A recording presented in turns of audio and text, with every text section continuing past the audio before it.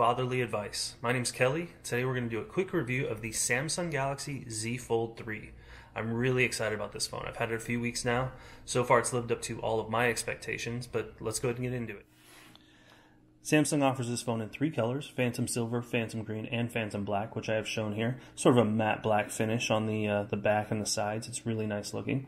It supports QI wireless charging, power share mode, so you can charge up your other wireless charging capable devices.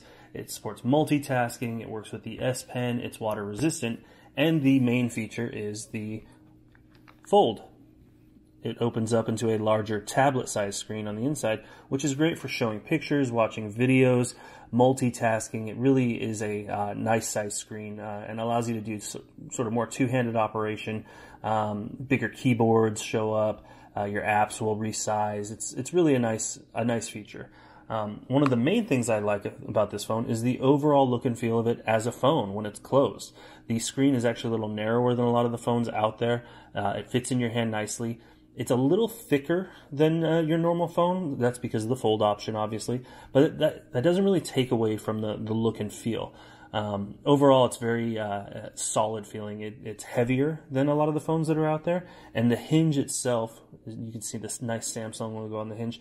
The operation is really smooth. It works really well. It doesn't feel cheap. It doesn't feel like you're going to break it. It feels like a very robust, solid phone. One of the features I also like about it is the power button here on the side to turn on the phone is also your thumb reader. That will unlock your phone.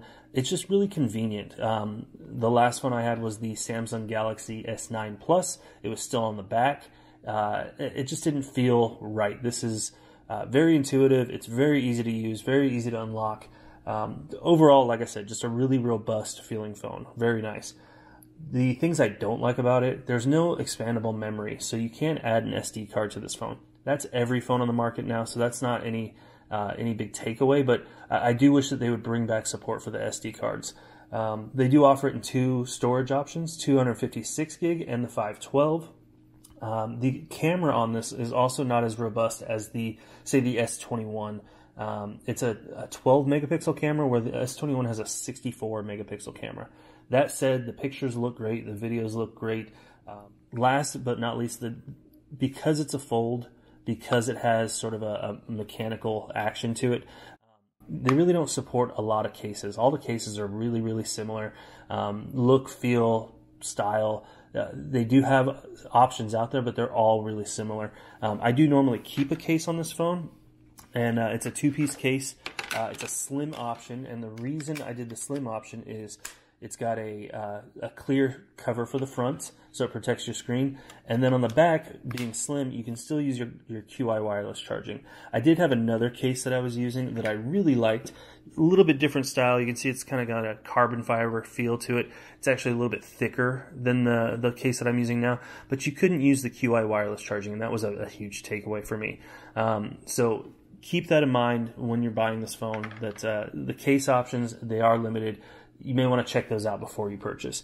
Speaking of purchase, the price on the cases, for a good case, they're $40 and up. I've seen them as high as $70. I'm sure they go up higher from there.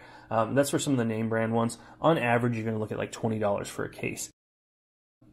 The other thing to keep in mind, and this is something I didn't know about the phone when I got it, but Samsung actually sends it with a screen protector on the front screen, which is really nice because then you can buy a case that is just the plastic bumper. You don't need the actual screen protector.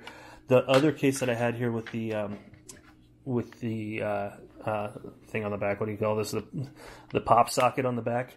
The front screen actually, it might be hard to see, but it's scratched up really badly with that front screen protector. So I actually had to remove that front screen protector, and that's why I got the one with the tempered glass front, which is not a big deal. It was about $20, but it was something that was annoying. It's nice that Samsung sends it with that screen protector. It would have been nice to have known it. I didn't realize it. That's my bad.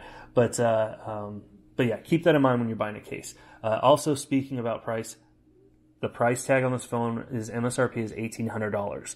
Now, that's expensive. It's a hard pill to swallow. However, there's lots of trade-in programs. Depending on who your provider is, you can get up to $800 off of that phone. So I would say that on average you could probably get it for about $1,000, anywhere from like $1,000 to $1,400, depending on what phone you have to trade in. This one I think I got $200 off with T-Mobile, so it took it down to about $1,600. Because of the large price tag, the worst part about this phone is the stress of worrying about dropping it, cracking the screen, breaking it. T-Mobile does offer, I use T-Mobile, they offer the 360 protection plan. I think it's $25 a month. It's really not that expensive. I think it's worth it. It covers your broken screens, cracked screens. One thing I have seen with the reviews online is that after a few months, some people have seen a black bar right down the middle of the folding screen where the hinge is. That hasn't happened to me, knock on wood, but I have seen that reported a few times on the reviews. But overall, like I said, I really like this phone. It's just a very cool phone. It's different than everything else out there, and I think that's the biggest feature that it has, is it's not the same as every other phone that's out there.